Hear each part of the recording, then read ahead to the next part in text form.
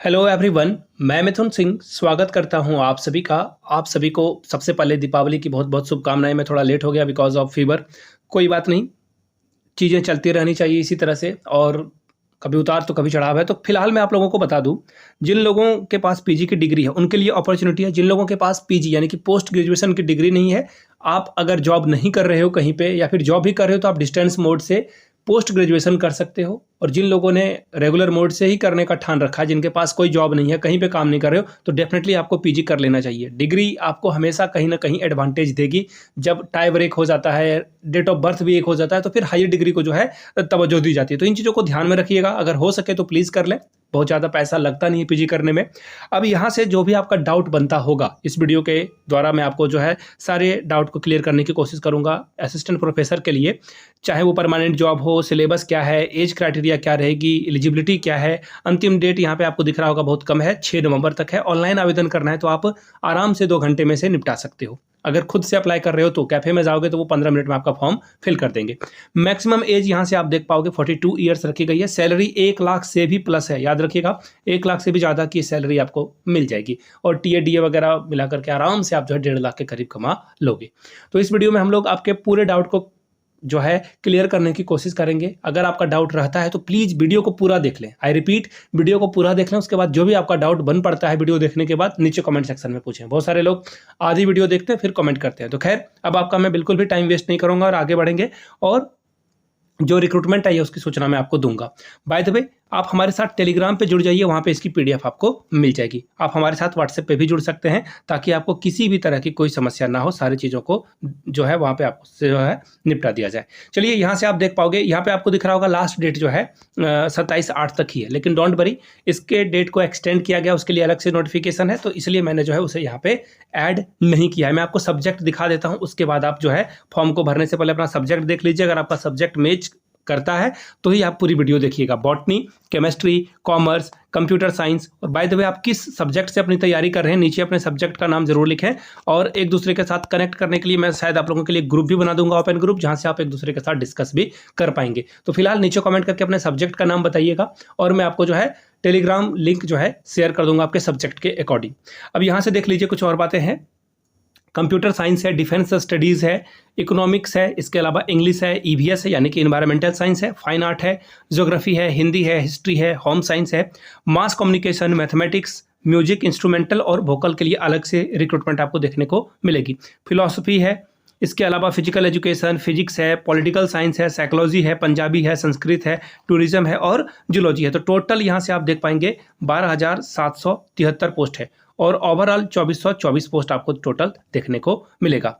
अब यहाँ से देख लीजिए, इन्होंने एब्रीवेशन वगैरह बता रखा है। खैर, एसेंशियल क्वालिफिकेशन भी हम लोग देख लेंगे। उससे पहले एक जरूरी सूचना, मैं सिलेबस आप लोगों को दिखा देना चाहता हूँ कि सिलेबस में आपको पढ़ना क्या क्या है। इन चीज़ों को ध्यान में रखिएगा।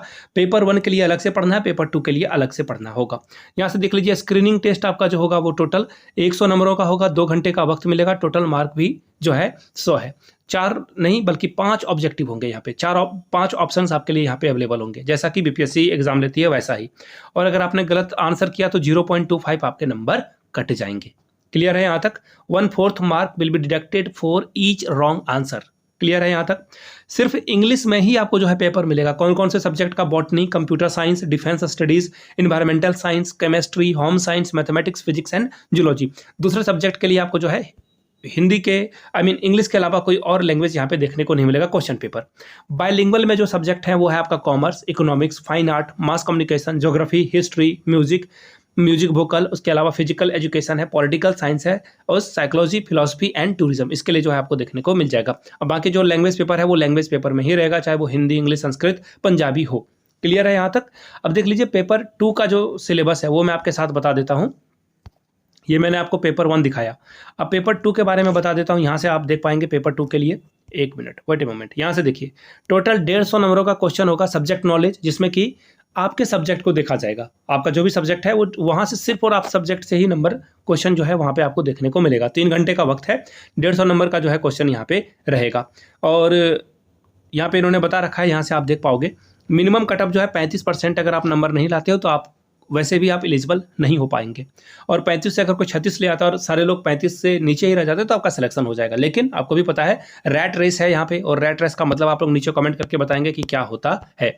तो रेट रेस है तो डेफिनेटली यहाँ पे जो है ऑब्वियसली कंपटीशन बहुत टफ होने वाला है आप लोगों का। अब देखिए weight of the subject knowledge will be 87.5, यानी कि जो आपका सब्जेक्ट नॉलेज है उसका वेटेज 87.5 होगा। और इंटरव्यू भी यहाँ पे कंडक्ट कराएगा जिसका जो वेटेज है 12.5 रहने वाला है। ठीक है, और जल्द ही जो है सिलेबस, सब्जेक्ट वाइज सिलेबस जो है अपलोड किया जाएगा वेबसाइट पर। ठीक है, सैलरी आप यहाँ से देख सकते हैं जो कि काफ़ी हैंडसम सी सैलरी है। अब एलिजिबिलिटी कंडीशन है, आप इसे देख लीजिए।